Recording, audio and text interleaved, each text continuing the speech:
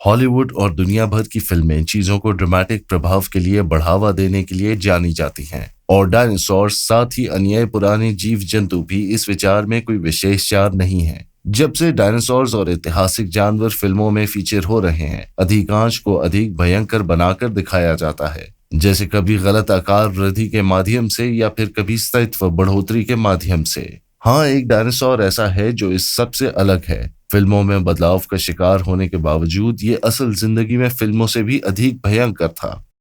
ये dinosaur Jurassic के पहले राजों में से एक था और अपने उत्कर्ष के दौरान अपने पर्यावरण का सबसे बड़ा जीव था।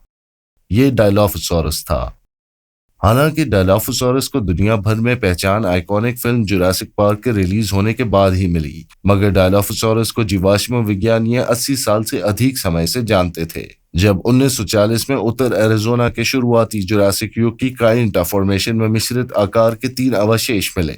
ये एक शानदार खोज थी क्योंकि इसमें एक लगभग पूरा व्यक्ति शामिल था, जिसके कारण ये उस समय के सबसे प्रसिद्ध संरक्षित थेरोपॉड्स में से एक बन गया। लेकिन क्योंकि जीवाश्म विज्ञान उस समय तक अच्छे से विकसित नहीं हुआ था, इसलिए कई नए थेरोपॉड्स को गलत वर्गीकृत किया गया था, जैसे डायलोफोसॉरस, जिसे वैज्ञानिकों ने शुरुआती तौर पर मेगलोसॉरस के एक नए प्रजाति का रूप समझा। इसकी मेगलोसॉरस होने की मान्यता जल्द ही लग गई और 2 दशक तक इस पर कोई प्रश्न भी नहीं उठाया गया। फिर एक और अवशेष मिला जो पहले तीनों के समान क्षेत्र में था, जो कि बाकी तीनों से बेहतर स्थिति में था। विशेष रूप से स्कल लगभग पूरा था और इससे शिखा की उपस्थिति का पता चला जो पहले छूट गई थी। शिख रेखा के दाएं ओर थी। इसका अर्थ है कि जीवित जीवन में इस डायनासोर के पास असल में 2 अलग शिखर थी, जो स्पष्ट रूप से दिखाता है कि यह थेरोपॉड कोई मेगलोसॉरस नहीं था, और इस तरह से इसका नाम डायलोफोसॉरस रखा गया, जिसका अर्थ है 2 शिखाओं वाली छिपकली, और इसे एक नए परिवार में रखा गया जिसका नाम डायलोफोसॉरिडे है, जिसमें सिर्फ एक और सदस्य है, ड्रैकोवेनेटर। ये नई खोज न केवल महत्वपूर्ण थी क्योंकि इससे शिखाओं की खोज हुई, बल्कि उसके साथ ये नया डायलोफोसॉरस अवशेष अब तक पाए गए सब अवशेषों में से सबसे बड़ा व्यक्ति था और आज तक यही सबसे बड़ा अवशेष खोजा गया है। माना जाता है कि ये पूरा विकसित बड़ा व्यक्ति था जो नाक से पूंछ तक 7 मीटर या 23 फुट का था, जिसको सेराटोसॉरस के समान लंबाई माना जाएगा। डायलोफोसॉरस इतना लंबे होने के बावजूद एक अधिक खोखली हड्डियों और चुस्त बनावट का व्यक्ति था, जिससे ये वजन में अधिक हल्का था, और जीवाश्म विज्ञानियों का मानना है कि ये लगभग 400 किलोग्राम या 880 पाउंड का था, जो एक ब्राउन बेयर के वजन के समान है। ये डायलोफोसॉरस को बाद में आने वाले थेरोपॉड्स के रूप में इतना बड़ा नहीं बनाता, लेकिन ये अब तक के शुरुआती जुरासिक के समय का उत्तरी अमेरिका में ज्ञात सबसे बड़ा जानवर था, और जुरासिक पार्क फिल्मों में दिखाए गए डायलोफोसॉरस से कई गुना बड़ा था, जो वेलोसिरैप्टर के साथ भ्रम से बचने के लिए छोटा किया गया था। इसका असर ये हुआ कि कई लोगों ने यह समझा कि डायलोफोसॉरस एक छोटा शिकारी था, जबकि वास्तव में ये उस समय का सबसे बड़ा जानवर था। आइकॉनिक फ्रेंचाइज में एक और विचित्र बदलाव किया गया था, जो एक गर्दन का फ्रिल था, जो शायद आधुनिक दिन के फ्रिल लिजर्ड से प्रेरित था, जो अपने विशेष दिखावे को डराने और विभिन्न शिकारियों को भगाने के लिए इस्तेमाल करता है। एक फ्रिल दर्शकों के लिए शायद दिलचस्प था, लेकिन असल में डायलोफोसॉरस में ऐसा कुछ नहीं था। फिर भी जैसे कि पहले जिक्र किया गया, 2 प्रमुख शिख थे जो डायलोफोसॉरस की अपनी अलग विशेषताओं में मदद करते थे। ये बड़े शिख बहुत पतली हड्डियों से बने थे जो नाक से आंख के सॉकेट के पीछे तक फैल जाते थे। ये सोचा जाता है कि जीवित जीवन में एक केराटिन की परत भी होती थी, जिसका अर्थ है कि जीवाश्म विज्ञानी बिल्कुल नहीं जानते कि ये शिख असली रूप में किस प्रकार के होते थे। शुरू में ये सोचा गया था कि इन शिखाओं का उपयोग उनके आकार और गर्म वातावरण के कारण थर्मल रेगुलेशन के लिए किया गया होगा। हालांकि अब अधिकांश लोग ये मानते हैं कि इन शिख का असली उद्देश्य संभवतः व्यक्तिगत पहचान या यौन चयन था, क्योंकि शिख लगभग हर एक डायलोफोसॉरस के पीछे रूप और आकार में अत्यधिक विभिन्न दिखाई देते हैं। कुछ समय तक डायलोफोसॉरस को अपने शिख को शिकार और प्रतिवर्तियों के खिलाफ एक प्रकार का बैटरिंग रैम के रूप में इस्तेमाल करने का विचार भी था, लेकिन ये अनुमान आज व्यापक रूप से असमर्थित है क्योंकि शिखाएं प्रकृति में अत्यधिक नाजुक होती थीं। डायलोफोसॉरस के पास अन्य विशेषताओं की श्रृंखला थी जो इसे शिकार और प्रतिवर्तियों से निपटने की अनुमति देती थी।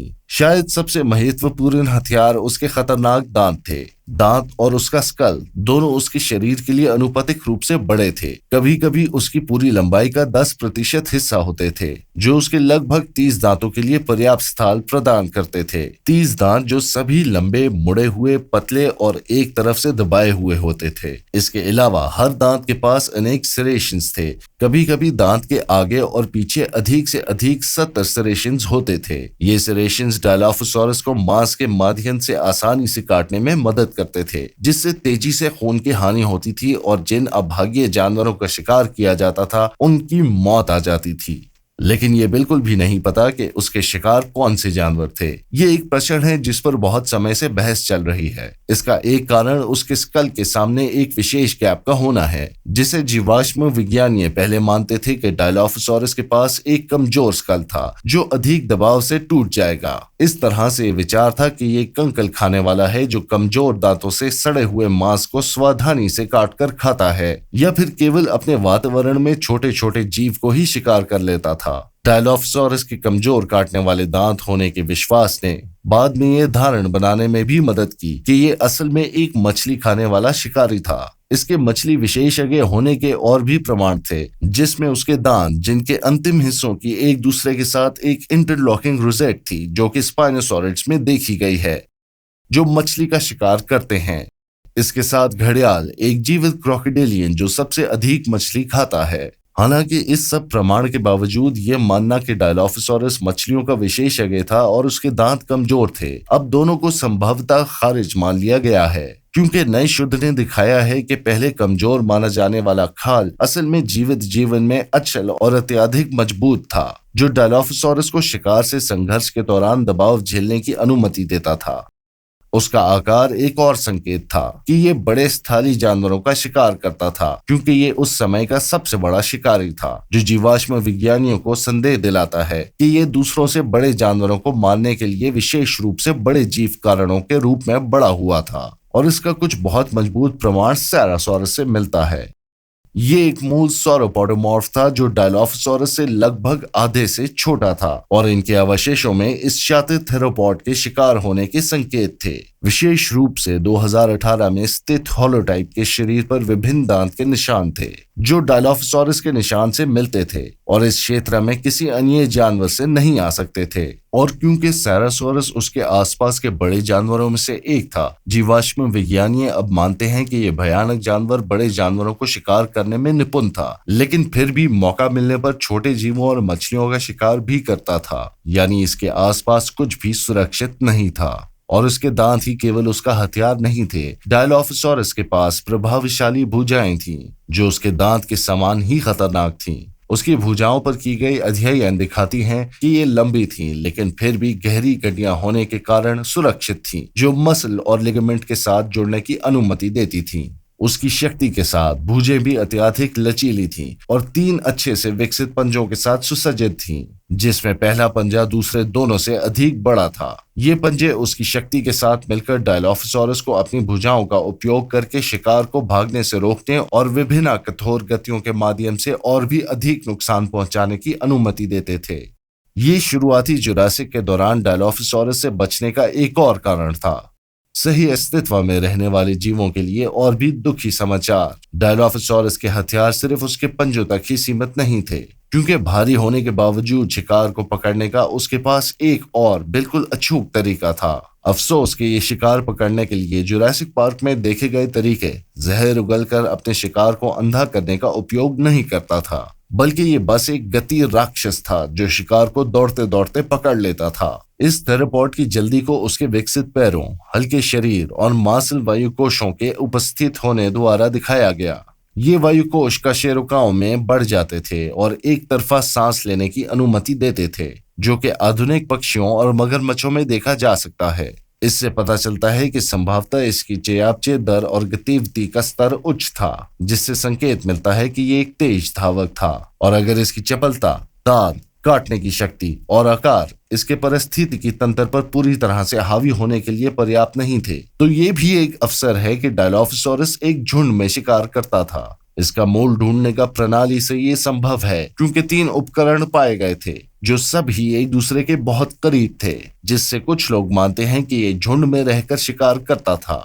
लेकिन अगर ये सच है तो जीवाश्म विज्ञानी मानते हैं कि 3 व्यक्तियों की सीमा इस थेरोपॉड के अपने वातावरण के सबसे बड़े शिकारी होने के कारण है, क्योंकि 3 व्यक्तियों से अधिक व्यक्तियों का भरण पोषण करना काफी मुश्किल हो सकता था। इतने फायदे होने के बावजूद पता चलता है कि राजा के रूप में जिंदगी आसान नहीं होती, क्योंकि डायलोफोसॉरस चोट और बीमारी के निशान धारण करने के लिए प्रसिद्ध है। यहाँ तक कि होलोटाइप किसी भी थेरोपॉड की तुलना में सबसे अधिक क्षतिग्रस्त हड्डियों के लिए जाना जाता है, जिसमें 8 हड्डियां प्रभावित थीं, जबकि दूसरे नंबर के सबसे अधिक क्षतिग्रस्त हड्डियों वाले थेरोपॉड के पास केवल 4 हड्डियां थी जो प्रभावित थीं।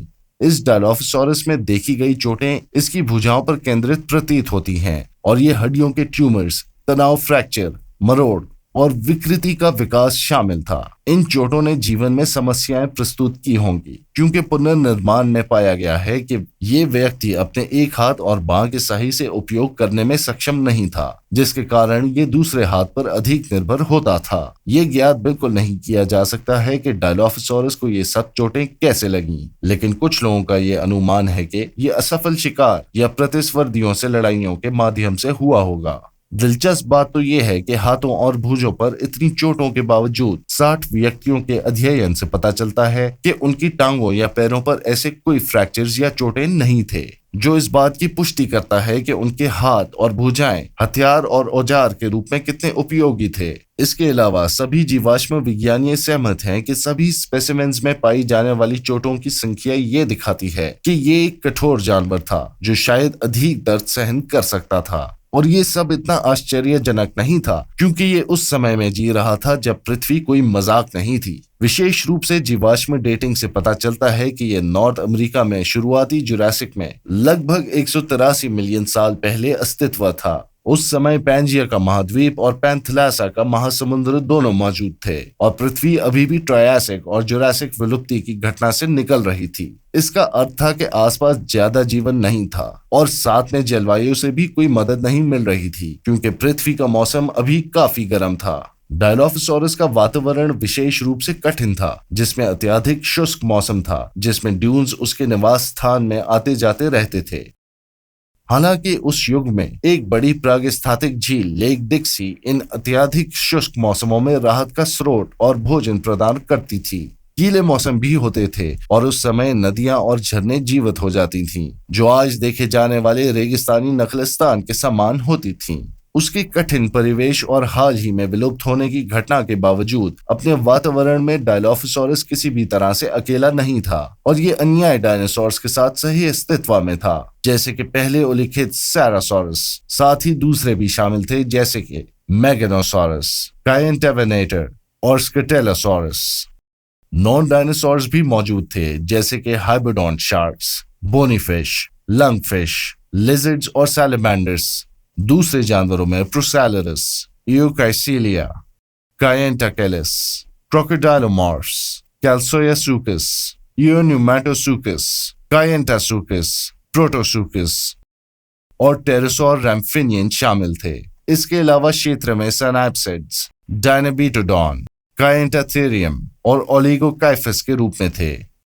यहाँ मैमल्स भी रहते थे, जैसे कि छोटे डिनोथेरियम। इतनी अद्भुत जीवन शैली होने के बावजूद कोई भी डायलोफोसॉरस के आकार या क्रूर को मैच नहीं कर सकता था, जो इसको शुरुआती जुरासिक में नॉर्थ अमेरिका का राजकुमार बनाता था। और जब इसकी असली लेगेसी हॉलीवुड फिल्मों में देखे जाने वाले राक्षसों से अधिक महान हो, तो हम सिर्फ ये आशा कर सकते हैं कि एक दिन हम डायलोफोसॉरस की असली महिमा को बिग स्क्रीन पर जरूर देख पाएंगे।